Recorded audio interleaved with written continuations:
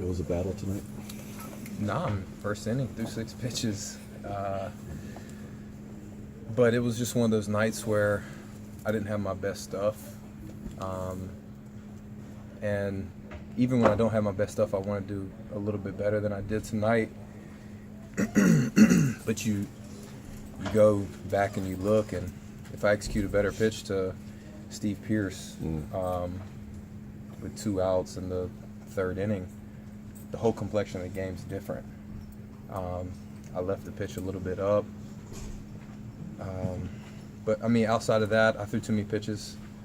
They are a good team. They laid off some good pitches. I didn't execute some pitches, and it stinks because I want to give the team more. But I also understand that every night you're not going to come out and have everything clicking full cylinder. Were a couple of the early visits from Hickey more mechanical, trying to get you right mechanically? Not really. No. Hick doesn't really talk too much about mechanics in the game. Just reminding me of the situation, reminding me of what makes me good, not varying too far away from that. You had said the other day you thought the process was something you could maintain each start, not necessarily the outcome or Yeah. the performance. Did you feel like you veered off of that a little bit today?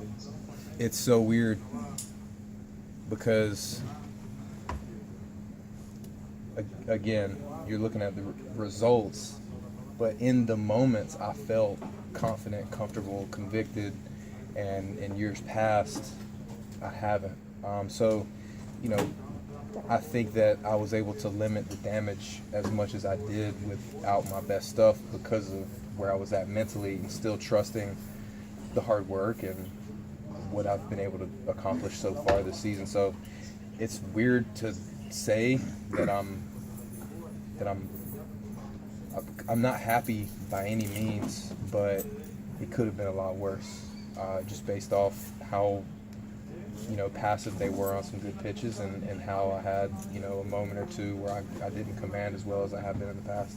You mentioned some good pitches that they laid off. Caleb Joseph at bat where he was down and laid off some sliders. Was that just a really good AB by him, or did your slider not have the normal body weight?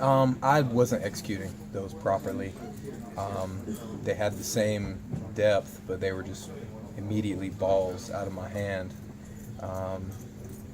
And then going back to the last inning, I definitely wish I could have executed better to him, but solo home runs don't hurt as much as that crooked number. You know, Chris Davis had an uncharacteristic hit backside on a decent pitch, not great, and Steve Pierce hit a pitch that wasn't great either, and that happens, especially against a team that can slug. You have to be mindful of 100 pitches, like I talk about all the time. And it wasn't that I wasn't necessarily mindful, I just didn't execute. And that happens sometimes.